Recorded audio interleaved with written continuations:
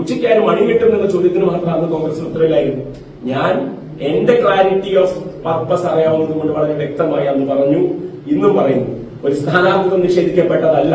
ഇതുപോലെയുള്ള മാലിന്യങ്ങളെ പേറേണ്ടി വരുന്ന കോൺഗ്രസുകാരെ, അവരെ ജനപ്രതിനിധിയാക്കി വിട്ടാലുള്ള അപകടത്തെ, ഇത് മാന്യദേഹമല്ല എന്നറിയാവുന്ന ചില കോൺഗ്രസുകാർ അങ്ങനെ ഒരു സ്ഥാനാർത്ഥിയെ നിർത്തിയാൽ പുറത്തുവിടാവുന്ന സൂചനകളെ, അവരുടെ കയ്യിലുള്ള തെളിവുകളെ അത് മുൻനിർത്തി ഒരു ഇലക്ഷൻ കോൺഗ്രസ് പുറത്തു വന്ന തെളിവുകളുടെ അടിസ്ഥാനത്തിൽ BJP സൈഡിൽ കൂടെ അങ്ങ് കയറിപ്പോകുന്നതിനെ, ഇതിനെയൊക്കെ പ്രതിരോധിക്കാൻ ശ്രമിച്ചപ്പോ അന്ന് ഞാൻ വിഡ്ഢിയായി നിങ്ങളുടെയൊക്കെ മുമ്പിൽ ചിത്രീകരിക്കപ്പെട്ടു എങ്കിൽ ഇന്ന് നിങ്ങൾക്ക് തന്നെ അതിന്റെ ഉത്തരം മനസ്സിലാവും. ഏതറ്റം വരെ പോരാടിയിട്ടാകാം കയ്യിൽ ആയുധങ്ങളൊന്നുമില്ലാതെ പിൻവാങ്ങേണ്ടി വന്നത് എന്നും. എന്നാൽ ആ ആയുധം ഇന്ന് ഇരയാക്കപ്പെട്ട ആളുകൾ തന്നെ കൃത്യമായി വ്യക്തമായ ആളുകൾ മുന്നോട്ട് വരുന്നു, വിളിച്ചു പറയുന്നു. അപ്പോൾ പോലും ഡിനയൽ മോഡിലാണ് കോൺഗ്രസ്, നിരാകരിച്ചുകൊണ്ടിരിക്കുകയാണ്. എന്ത് സന്ദേശം സിനിമയിലെ എന്താ പറയുക, ഒരു ഡയലോഗ് അടിച്ചുകൊണ്ടാണ് ഇപ്പോഴും നടക്കുന്നത്. ഇന്ന് പറഞ്ഞതെല്ലാം ആരെ പറയാം. ഇന്നലെ വരെ VD സതീശന്റെ ആർജവത്തിൽ വിശ്വസിച്ച് നിന്ന ആളുകൾ അന്ന് തള്ളി മറച്ചിരുന്നു. ഇന്നലെ രാത്രി വരെ ഇത് സരിത 2.0 ആണ്. ഇന്ന് രാവിലെ നമ്മൾ ആ പ്രൊഫൈലുകൾ മലക്കം പറഞ്ഞു. കാരണം എന്താ, നേതാവ് കൈവിടും. ഇതിനി ആരെയൊക്കെ എപ്പോ കൈവിടും എന്നുള്ളത് കോൺഗ്രസിന്റെ മാറി വരുന്ന ഗ്രൂപ്പ് സമവാക്യങ്ങളാണോ എന്നുള്ളതും നമുക്കറിയില്ല. അതിപ്പോ ചർച്ച ചെയ്യേണ്ടത് എന്താ പറയുക, കേരളത്തിലെ രാഷ്ട്രീയം റിപ്പോർട്ട് ചെയ്യുന്നത് നിങ്ങൾ ഓരോരുത്തരുമാണ്. ഇത്തരം നാടൻ കെട്ട ഏർപ്പാട് മാത്രം അറിയുന്ന കോൺഗ്രസിനെ കേരളത്തിൽ അധികാര സ്ഥാനത്തിലേക്ക് എത്തിക്കണമെന്ന് കേരളത്തിലെ ജനത വോട്ട് ചെയ്തിട്ട് ഒന്ന് ആലോചിച്ചു നോക്കുക. പഞ്ചായത്ത് ഇലക്ഷൻ ആണെങ്കിലും ശരി, നിയമസഭയാണെങ്കിലും ശരി, പാർലമെന്റ് ആണെങ്കിലും ശരി, നിങ്ങൾ കേരളത്തിന്റെ ജനപ്രതിനിധികളാൽ യോഗ്യരല്ല. You are not qualified to represent the people of Kerala. അത് കേരളത്തിലെ പൊതുസമൂഹം വിലയിരുത്തും. അതിന് നിങ്ങൾ ഇനി ഏതെങ്കിലും സാധനങ്ങളുമൊക്കെ ഞാൻ നേരത്തെ പറഞ്ഞ സന്ദേശത്തിന് ടോളൊക്കെ ആയിട്ട് വന്നു കഴിഞ്ഞാൽ ഇവരറിയോ, അത്രയേ ഉള്ളൂ. വീണ്ടും വീണ്ടും വിഡ്ഢികളാകാൻ വേണ്ടി നിന്നുകൊടുക്കുന്ന അവരുടെ നേതാക്കളുടെ ഒരുപക്ഷെ പ്രവർത്തനത്തിൽ ഒരു തെറ്റുമില്ല എന്ന് സ്വയം വിശ്വസിച്ച് അതിനെ ഗ്ലോറിഫൈ ചെയ്യുന്ന, മഹത്വവൽക്കരിക്കുന്ന ഒരു കൂട്ടമായി അധപ്പതിച്ചു പോയിരിക്കുകയാണ്. നേരത്തെ പറഞ്ഞതുപോലെ കോൺഗ്രസിൽ കാലാകാലങ്ങളിൽ ഉണ്ടായിട്ടുള്ള ഒരു ആത്മവിശകലനം പോലെയോ അല്ലെങ്കിൽ എങ്ങനെയാണ് പൊതുജീവിതത്തിൽ സ്വന്തം വ്യക്തിജീവിതവുമായി ബന്ധപ്പെട്ടിട്ടുള്ള കാര്യങ്ങളെ നിയന്ത്രിച്ചു നിർത്തേണ്ടത് എന്നുള്ളതും അതിനപ്പുറത്തേക്ക് എങ്ങനെയാണ് രാഷ്ട്രീയത്തിൽ ഇടപെടലുകൾക്ക് ഒരു മാന്യത ഉണ്ടാകേണ്ടത് എന്നുള്ളതൊക്കെ മറക്കുകയും ഒരുപക്ഷെ മാധ്യമ പരിലാളനകളൊക്കെ ഏറ്റുവാങ്ങാൻ വിധിക്കപ്പെട്ട പ്രിവിലേജ്ഡ് ആയിട്ടുള്ള യൂത്ത് കോൺഗ്രസുകാർ, ആ യൂത്ത് കോൺഗ്രസ് ആവുക എന്ന് പറഞ്ഞു കഴിഞ്ഞാൽ തന്നെ കേരളത്തിൽ മാധ്യമ ശ്രദ്ധ തന്നെ കിട്ടും. കാരണം അപ്പുറത്ത് നിൽക്കുന്നത് ഇടതുപക്ഷമാണ്, CPM ആണ്. അവരുടെ ചുറുചുറുക്കുള്ള ഒരു നേതൃത്വത്തിലെ DYFI എങ്ങനെയും കാറടിച്ച് കാണിക്കാൻ പറ്റുന്ന ഏതൊരവസരവും ഒപ്പം ഡിജിറ്റൽ യുഗത്തിന്റെ സാധ്യതകളും ഉപയോഗപ്പെടുത്തുമ്പോൾ ആ പളപളപ്പിൽ അങ്ങ് വീണുപോകുന്നതാണ് പൊതുജീവിതം എന്ന് ധരിച്ച് വശായി വെച്ചിരിക്കുന്ന കുറെ ആളുകളുണ്ട്. അപ്പൊ അതിന്റെ അടിസ്ഥാനത്തിലൊക്കെ തന്നെ തലയിൽ കൊണ്ട് നടക്കുകയാണ്. ആ തലയിൽ കൊണ്ട് നടക്കുക എന്ന് പറയുമ്പോൾ ഒരു പ്രയോഗം വന്നത്, കൊണ്ട് നടന്നതും നീയേ ഷാഫി, കൊണ്ടുപോയി കൊല്ലിച്ചതും നീയേ സതീശ. അങ്ങനെയാണ് എനിക്കെതിരെ മാറ്റാൻ തോന്നുന്നത്. യഥാർത്ഥത്തിലുള്ള ചൊല്ലെന്താണെന്ന് നിങ്ങൾക്ക് അറിയാം. കൊണ്ടു നടന്നത് നീയേ ഷാഫി, കൊണ്ടുപോയി കൊല്ലിച്ചതും നീയേ സതീശ എന്നാണ് സത്യം പറഞ്ഞാൽ ഇപ്പോ ഓർമ്മ വരുന്നത്. കാരണം എന്തിനു വേണ്ടിയായിരുന്നു പാലക്കാട് ഒരു ഉപതെരഞ്ഞെടുപ്പ് ഉണ്ടായത്? ആ ഉപതെരഞ്ഞെടുപ്പ് ഉണ്ടാകാനുള്ള സാഹചര്യം എങ്ങനെയാണ് ഉണ്ടായത്? ആ ഉപതെരഞ്ഞെടുപ്പിൽ ഒരു സ്ഥാനാർത്ഥിത്വത്തിന്റെ ചർച്ചയുമായി ബന്ധപ്പെട്ട് എന്തൊക്കെ നടന്നു, എന്തൊക്കെ നടന്നില്ല, കൃത്യം 10 മാസങ്ങൾക്ക് മുന്നേ ഞാൻ പലപ്പോഴായി ജനങ്ങളിലേക്ക് എത്തിക്കാൻ ശ്രമിച്ചൊരു സന്ദേശമായിരുന്നു. ഇന്ന് എനിക്ക് ഒരുപാട് കോൺഗ്രസ് പ്രവർത്തകരുടെ ഫോൺ വിളികൾ വന്നപ്പോ കുറെ പേര് മൗനമായിരുന്നു. അറ്റത്ത് ഒരാളൊന്നും ചീത്ത പറഞ്ഞില്ല കേട്ടോ. പണ്ട് ഭയങ്കര ചീത്ത വിളിക്കായിരുന്നു, പാർട്ടിയെ ചതിച്ചുപോയി എന്ന് അവർക്ക് തോന്നുന്നത്. എനിക്ക് തോന്നുന്നത് പാർട്ടിയെ രക്ഷിക്കാനുള്ള ശ്രമത്തിൽ വലിയാരായ ഒരു മനുഷ്യൻ എന്നുള്ളതാണ് നമ്മളോട് കാണുന്ന ഒരു സഹതാപം എന്നാണ് എനിക്ക് തോന്നിയത്. എനിക്കറിയില്ല. അപ്പൊ ഇന്ന് ആരും ദേഷ്യപ്പെട്ടതൊന്നുമില്ല. പക്ഷെ കുറെ പേര് കരഞ്ഞവരുണ്ട് അപ്പുറത്ത് ഫോണിന്റെ തലക്കിൽ നിന്ന്. കുറെ പേര് സത്യം പറഞ്ഞു കഴിഞ്ഞാൽ ഒന്നും പറഞ്ഞില്ല. ആ മൗനത്തിന്റെ അർത്ഥം മനസ്സിലാക്കും. പേര് വെളിപ്പെടുത്തരുതെന്ന് പറഞ്ഞ് കുറച്ചുപേർ സന്ദേശങ്ങൾ അയച്ചു. ഇതിൽ തന്നെ തുടർന്നിരുന്നെങ്കിൽ ഇപ്പൊ നിങ്ങളാണ് ശരിയെന്ന് കാലം വിധി എഴുതുമായിരുന്നില്ലേ എന്നൊക്കെ അവരുടേതായിട്ടുള്ള വികാരത്തിന്റെ പുറത്താണ് അവർ പറയുന്നത്. അപ്പോൾ അവരുടെ ആത്യന്തികമായ രാഷ്ട്രീയം എന്താണ്, രാഷ്ട്രീയത്തിൽ എന്താണ് നമ്മൾ ഓരോരുത്തരും പുലർത്തേണ്ടത് എന്നൊന്നും അവർ ആലോചിക്കുന്നില്ല. വ്യക്തികളായ നമ്മളുടെ ഇഷ്ടം കൊണ്ടായിരിക്കാം. അപ്പോ ആ കോൺഗ്രസ് പ്രവർത്തകർ ഇനിയും മൗനം നടിച്ചാൽ കേരളത്തിൽ ഒരുപാട് അപകടങ്ങൾ ഉണ്ടാകും. അത് നിങ്ങൾക്ക് എങ്ങനെ വേണമെങ്കിലും നിങ്ങൾക്ക് ചോദ്യം ചെയ്യാം. അത് രാഷ്ട്രീയ എതിരാളികൾ മുതലെടുക്കുമെന്ന് പറഞ്ഞ് നിങ്ങൾ അടക്കി വെക്കാനാണ് ശ്രമിക്കുന്നത് എങ്കിൽ ഇതാണ് ഇനി അങ്ങോട്ടുണ്ടാകാൻ പോകുന്ന അനുഭവം എന്നെങ്കിലും മനസ്സിലാക്കാം. കാരണം അടച്ചു വെക്കും തോറും ആളുകൾ എത്തിച്ചേരുന്ന ഉയരം കൂടും തോറും വീഴ്ചയുടെ ആഘാതവും കൂടും എന്നുള്ളതാണ് നമ്മൾ മനസ്സിലാക്കുന്നത്. അപ്പോ എനിക്ക് പറയാനുള്ള ഒന്ന് രണ്ട് കാര്യങ്ങൾ ഈ ഉപതെരഞ്ഞെടുപ്പുമായി ബന്ധപ്പെട്ട് അന്ന് ഞാൻ പറഞ്ഞ രാഷ്ട്രീയത്തിൽ എന്തുകൊണ്ടാണ് ഇവിടുത്തെ ഒരു സ്ഥാനാർത്ഥിത്വത്തിലേക്ക് ഒരാൾ പരിഗണിക്കപ്പെടരുത് എന്നും അതിന്റെ പ്രശ്നങ്ങൾ എന്തൊക്കെയാണ് എന്നൊക്കെ പലപ്പോഴായി ചർച്ചയിലേക്ക് കൊണ്ടുവരാൻ ശ്രമിച്ചു എങ്കിൽ പോലും അന്ന് അത് ഒറ്റയാൾ പോരാട്ടമായി മാറി. ഞാൻ അതിന്റെ ഇരയായി തീർന്നു. പക്ഷെ എന്റെ രാഷ്ട്രീയത്തിന്റെ ക്ലാരിറ്റി അന്നും ഇന്നും ഒരുപോലെ ആയതുകൊണ്ട് തന്നെ അതിന് കൂടുതൽ തെളിച്ചം വന്നു എന്നൊന്നും ഞാൻ അവകാശപ്പെടുന്നത് പോലുമില്ല. ആളുകൾക്ക് അത് കുറച്ചുകൂടി മനസ്സിലായി തുടങ്ങി എന്നതാണ് എനിക്ക് തോന്നുന്നത്. എനിക്ക് ഒന്ന് രണ്ട് ചോദ്യങ്ങൾ ചോദിക്കാനുള്ളത്, പ്രത്യേകിച്ച് ഈ പറയുന്ന ആരോപണ വിധേയനായ അല്ലെങ്കിൽ ഇനി വരാൻ പോകുന്ന ആരോപണങ്ങൾക്ക് വിധേയനാകാൻ വേണ്ടി ഒരുങ്ങി നിൽക്കുന്ന മാന്യദേഹത്തോടല്ല. മാന്യദേഹം എന്തായാലും ഒരുപാട് കേസുകളൊക്കെ ആയിട്ട് വിചാരണ നേരിടേണ്ടി വരും കോടതിയിൽ തന്നെ. ഉദാഹരണം നിങ്ങൾ അറിഞ്ഞു കാണുമെന്ന് വിചാരിക്കുന്നു. 2 കേസുകൾ ഫയൽ ചെയ്യപ്പെട്ടു. ഒന്ന് എറണാകുളം സെൻട്രൽ പോലീസ് സ്റ്റേഷനിലാണ്. നിങ്ങളത് അതിന്റെ പകർപ്പൊക്കെ മാധ്യമങ്ങളിൽ ചർച്ച ചെയ്യുക, ഞാൻ അതിലേക്കൊന്നും കിടക്കുന്നില്ല. നിങ്ങൾക്ക് ഇന്ന് ഒരുപാട് ഇവിടുത്തെ പ്രക്ഷോഭ സമരങ്ങൾ കവർ ചെയ്യാനുള്ളത്. 2, എനിക്ക് തോന്നുന്നത് ഗർഭസ്ഥ ശിശുവിന്റെ അവസ്ഥയെ ബാലാവകാശ കമ്മീഷന്റെ നിയമത്തിന്റെ പരിധിയിൽ വരും എന്നുള്ളതാണ് ഞാൻ മനസ്സിലാക്കുന്നത്. ബാലാവകാശ കമ്മീഷന്റെ പരിധിയിൽ വരുന്ന ഗർഭസ്ഥ ശിശുവിന്റെ ഗർഭചിത്രം നടത്തുന്നതിന് വേണ്ടി ഒന്ന് പുറത്തു വന്ന ആ ഓഡിയോ ഒക്കെ ഞാനിപ്പോ വരുന്നത് ഒരു ബാർബർ ഷോപ്പിൽ നിന്നാണ്. ഞാൻ ബാർബർ ഷോപ്പിൽ നിന്നാണ് വരുന്നത് പറയാനും കാരണമുണ്ട്. ഇലക്ഷൻ റിസൾട്ട് കഴിഞ്ഞപ്പോൾ എന്തൊക്കെയോ അതിനെപ്പറ്റിയൊക്കെ സൂചനകളൊക്കെ ഉണ്ടായിരുന്നല്ലോ. അപ്പൊ ഞാനൊന്ന് മുടി വെട്ടാൻ വേണ്ടി പോയപ്പോൾ ഒരാൾ ഓടി വന്നിട്ട് ഞാൻ അവിടെ ഇരിക്കണമെന്നറിയില്ല, കാരണം നമ്മൾ ഇതൊക്കെ ആയിട്ട് ഇങ്ങനെ ഇരിക്കുകയാണല്ലോ. അപ്പൊ ആ ബ്യൂട്ടി സെന്ററിൽ വന്നിട്ട് അതെ അറിഞ്ഞോ രാഹുൽ മാങ്കൂട്ടൻ രാജിവെക്കാൻ പോവാന്നത്രേ എന്ന് ഇങ്ങനെ പറഞ്ഞു. അപ്പൊ ഞാൻ പറഞ്ഞ പുറത്താള് ഇവിടെ ഇരിക്കുന്ന ആളാരാണെന്ന് ചോദിക്കാത്ത ചോദ്യങ്ങൾ ചോദിച്ചപ്പോഴാണ് ആളുകൾക്ക് ഒരു 24 മണിക്കൂറുകൾ കൊണ്ട് തന്നെ ഉണ്ടാകുന്ന വഴിപാടുകളെ പറ്റി നമുക്ക് മനസ്സിലാവുന്നു. അപ്പൊ ഞാൻ വീണ്ടും പറയുന്നു, ഈ മാന്യദേഹത്തിനെതിരെ ഒരുപാട് കേസുകൾ വരും. ആ കേസുകൾക്ക് ഒരുപക്ഷെ കൂട്ടുനിന്ന ആളുകൾ പൊതുസമൂഹത്തിൽ ഇനി വിചാരണ ചെയ്യപ്പെടാതെ പോകാനുള്ള സാധ്യതയെ മുൻനിർത്തിയാണ് എന്റെ പത്രസമ്മേളനം. അല്ലാതെ ഓൾറെഡി വിചാരണയിലേക്ക് വിധേയനാകേണ്ടുന്ന ആളെ കേരള പൊതുസമൂഹം ഐഡന്റിഫൈ ചെയ്തു കഴിഞ്ഞു. പക്ഷെ അപ്പോഴും കാണാൻ പറയത്തിരിക്കുന്ന ചില മാന്യദേഹങ്ങളുണ്ട്, അവരെ നമുക്ക് എക്സ്പോസ് ചെയ്തേ പറ്റൂ.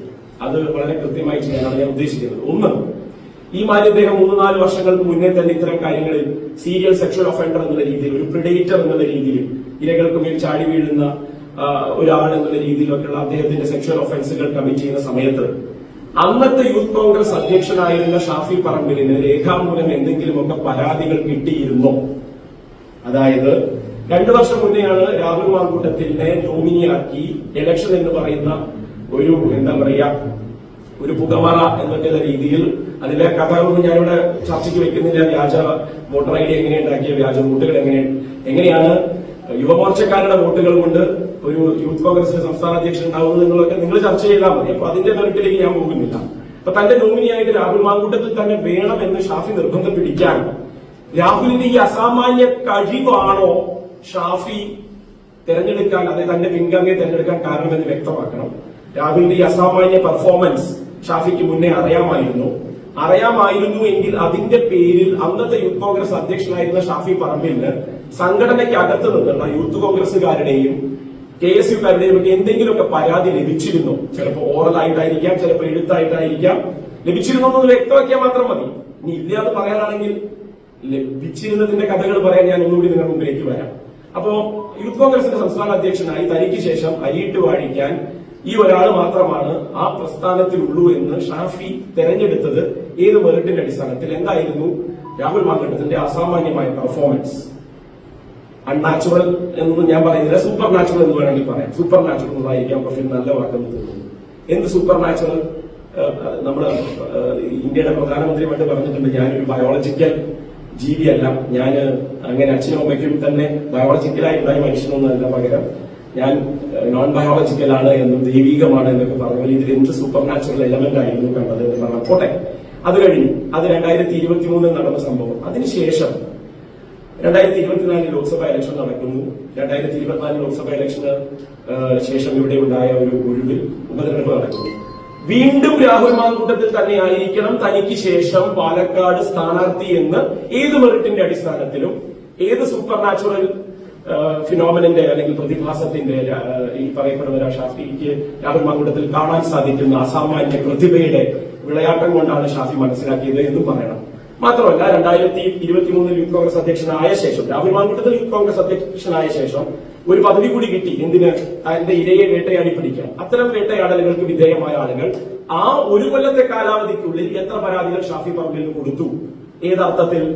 യൂത്ത് കോൺഗ്രസിന്റെ അധ്യക്ഷ സ്ഥാനത്ത് നിന്ന് ഷാഫി പറമ്പിൽ മാറിയെങ്കിൽ പോലും ഒരാളെ പ്രൊട്ടക്ട് ചെയ്യുന്നത് ഇന്ന ആളാണ് എന്നുള്ള ധാരണയിലും അതിന്റെ അടിസ്ഥാനത്തിലുമൊക്കെ എത്ര പരാതികൾ ഷാഫി പറമ്പിൽ എന്ന് പറയുന്ന മാന്യദേഹത്തിന്, രാഹുൽ മാങ്കൂട്ടത്തിൽ എന്ന് പറയുന്ന മാന്യദേഹത്തിന്റെ, ഞാൻ വളരെ ബോധപൂർവ്വം തന്നെയാണ് ഈ മാന്യദേഹം എന്നുള്ള വാക്കുകൾ ഉപയോഗിക്കുന്നത്, അദ്ദേഹത്തിന്റെ പേരിലുള്ള പരാതികൾ കിട്ടിയിരിക്കുന്നത് ആരിൽ നിന്നൊക്കെയാണ്. അപ്പൊ രണ്ട് തരത്തിൽ വേണം ആ പരാതികളെ നിങ്ങൾ ഡിഫൈൻ ചെയ്യുന്നത്. ഒന്ന്, യൂത്ത് കോൺഗ്രസിന്റെ അധ്യക്ഷ സ്ഥാനത്തേക്ക് രാഹുൽ മാങ്കൂട്ടത്തിനെ കൊണ്ടുവരാൻ എന്താണ് കാരണം, അതിനിടയിൽ എത്ര പരാതികൾ കിട്ടിയിരുന്നു? യൂത്ത് കോൺഗ്രസ് അധ്യക്ഷനായ രാഹുൽ മാങ്കൂട്ടത്തിനെ പാലക്കാട് സ്ഥാനാർത്ഥിയാക്കുന്നതിന് ഇടയിൽ സംഭവിച്ച കാര്യങ്ങളുടെ പേരിൽ എത്ര പരാതികൾ കിട്ടിയിരുന്നു? ഈ പരാതികളുടെയൊക്കെ അടിസ്ഥാനത്തിൽ എന്തെങ്കിലുമൊക്കെ നടപടികൾ എടുക്കാൻ ശ്രമിച്ചിരുന്നു? അതോ തെരഞ്ഞെടുക്കപ്പെട്ട ഒരു ജനപ്രതിനിധി എന്നുള്ള രീതിയിൽ ആദ്യം MLA-യും പിന്നെ MP-യുമായി താൻ അനുഭവിച്ചിരുന്ന ആ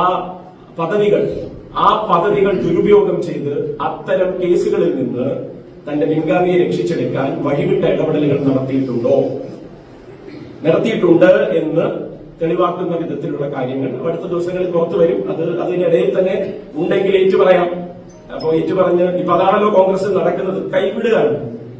ഒരാളെ രാജിവെപ്പിച്ചാൽ അങ്ങ് രക്ഷപ്പെട്ടു പോകാമെന്നും കോൺഗ്രസ് എന്തോ പവിത്രമായ സംഘടനയാണെന്നും ആ തെമ്മാടി കൂട്ടത്തിൽ, ഞാൻ ബോധപൂർവ്വം തന്നെയാണ് വാക്ക് ഉപയോഗിക്കുന്നത്, ആ തെമ്മാടി കൂട്ടമായി മാറിക്കൊണ്ടിരിക്കുന്ന ഒരു സംഘടനയിൽ ഇത്തരം തെമ്മാടി കൂട്ടങ്ങളെ സൃഷ്ടിക്കുന്നത് ബഹുഭൂരിപക്ഷം ആളുകളും വളരെ കൃത്യമായ രാഷ്ട്രീയ പ്രവർത്തനത്തിന്റെ അന്തസ്സോടുകൂടി തന്നെ നിൽക്കാൻ ആഗ്രഹിക്കുന്ന ഒരു പ്രസ്ഥാനമായിട്ട് പോലും അതിന്റെ അധികാര കേന്ദ്രങ്ങളിൽ സ്ഥാനങ്ങളിൽ ഇരിക്കുന്ന ആളുകളുടെ പിടിപ്പുകൾ കൊണ്ടും കയ്യിലിരിപ്പ് കൊണ്ടും സംഭവിക്കുന്ന ഈ അപകടങ്ങൾക്ക് അന്നത്തെ പ്രതിപക്ഷ നേതാവിന്റെ ഒരു എൻഡോഴ്സ്മെന്റ് ഉണ്ടായിരുന്നു. കഴിഞ്ഞ ഉപതെരഞ്ഞെടുപ്പിന്റെ സ്ഥാനാർത്ഥിത്വവുമായി ബന്ധപ്പെട്ട് രാഹുൽ മാങ്കൂട്ടത്തിലാണ് സ്ഥാനാർത്ഥി എന്ന് പറഞ്ഞപ്പോ ഷാഫിയുടെ നോമിനിയാണ് രാഹുൽ എന്നുള്ളത് രാഹുലിന്റെ ഒരു എക്സ്ട്രാ മെറിറ്റ് ആണ് എന്നാണ് അദ്ദേഹം പറഞ്ഞതെന്നാണ് എനിക്കുള്ള ഓർമ്മ. നിങ്ങളൊന്ന് ആലോചിച്ച് നോക്കണം, ആ വാക്കുകളുടെ കോമ്പിനേഷൻ എങ്ങനെയായിരുന്നു പ്രതിപക്ഷ നേതാവ് പ്ലേസ് ചെയ്തെടുത്തത് എന്ന്. ഇന്നത്തെ പ്രതിപക്ഷ നേതാവിനെ നിങ്ങൾ കണ്ടു കാണും അല്ലേ?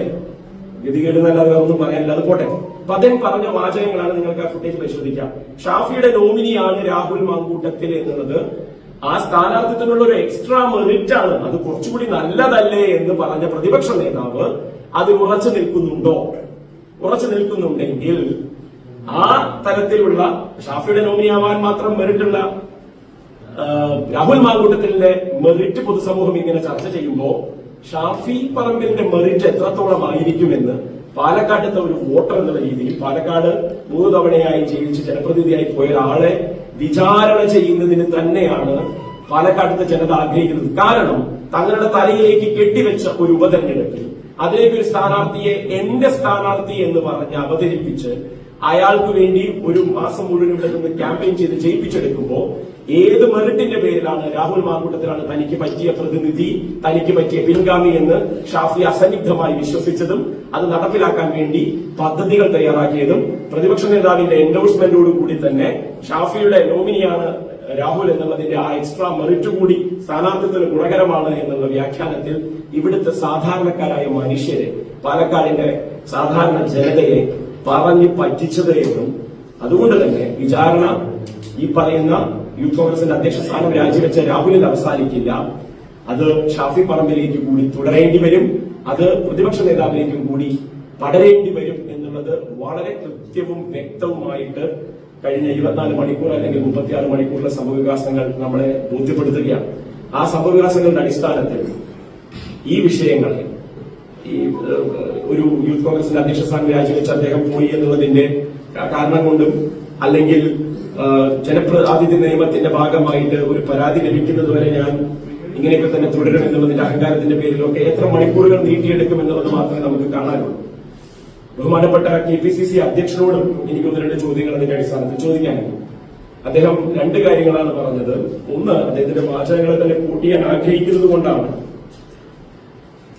അദ്ദേഹം പറഞ്ഞു, ഒരു പെൺകുട്ടിയും ഒരു പരാതിയും എന്നോട് പറഞ്ഞിട്ടില്ല. അദ്ദേഹത്തിനെ കൂട്ടിയാണ് ഞാൻ അദ്ദേഹത്തിന്റെ ഇന്നത്തെ ബൈറ്റിൽ നിന്ന് ശ്രദ്ധിച്ചാൽ കേൾക്കാം. സണ്ണി ജോസഫ് അവർ പറഞ്ഞത് ഒരു പെൺകുട്ടിയും ഒരു പരാതിയും എന്നോട് പറഞ്ഞിട്ടില്ല. ഈ വിഷയത്തെ മുൻനിർത്തി മാത്രമല്ല, കോൺഗ്രസിനകത്തെ ബഹുമാനപ്പെട്ട സണ്ണി ജോസഫ് MLA-യോട് ഇപ്പോഴത്തെ KPCC പ്രസിഡന്റിനോട് അത്തരത്തിൽ പരാതി പറഞ്ഞ ഒരു പെൺകുട്ടി എനിക്ക് അയച്ച ഒരു മറുപടി നിങ്ങൾക്ക് ഞാൻ ഇപ്പോൾ പറയാം.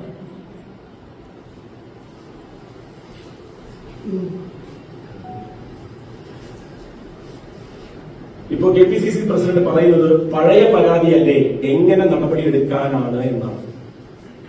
പഴയ പരാതിയല്ലേ, അതായത് ഞാൻ പ്രസിഡന്റ് ആയപ്പോഴുള്ള പരാതിയല്ലല്ലോ, മുൻ പ്രസിഡന്റ് ഉണ്ടായിരുന്നപ്പോഴുള്ള പരാതിയല്ലേ, ഞാൻ എങ്ങനെ നടപടിയെടുക്കാനാണ്. ഈ കേസ് ബഹുമാനപ്പെട്ട അഡ്വക്കേറ്റ് സണ്ണി ജോസഫിന് ഓർമ്മയുണ്ടോ ഇല്ലേ എന്ന് അദ്ദേഹം വ്യക്തമാക്കണം. ഇങ്ങനെ ഒരു മറുപടി ഏതെങ്കിലും ഒരു പെൺകുട്ടിയോട്, യൂത്ത് കോൺഗ്രസിലെ തന്നെ ഒരു പെൺകുട്ടിയോട്, ആ പെൺകുട്ടി ആ കേസ് ആ പ്രസ്ഥാനത്തിനകത്ത് തന്നെ ചർച്ച ചെയ്യാനും പരിഹരിക്കാനും ശ്രമിച്ചുകൊണ്ടിരിക്കുകയും ഒക്കെ ചെയ്യുകയാണ് എന്നുള്ളതുകൊണ്ടും ആ കുട്ടിയുടെ കൺസെന്റ് ഇല്ലാത്തതുകൊണ്ട് ആ കുട്ടിയുടെ പേര് പറയാൻ ഞാൻ ആഗ്രഹിക്കുന്നില്ല എന്നുള്ളതുകൊണ്ട് തന്നെയാണ് ഇവിടെ അത് പറയാത്തത്. പക്ഷെ ഇദ്ദേഹം അങ്ങനെ ഒരു മറുപടി പറഞ്ഞിട്ടുണ്ടോ? അങ്ങനെയാണെങ്കിലാണ് ഗുരുതരമായ മറ്റൊരു കാര്യം നമ്മൾ ചർച്ചയ്ക്ക് എടുക്കേണ്ടത്.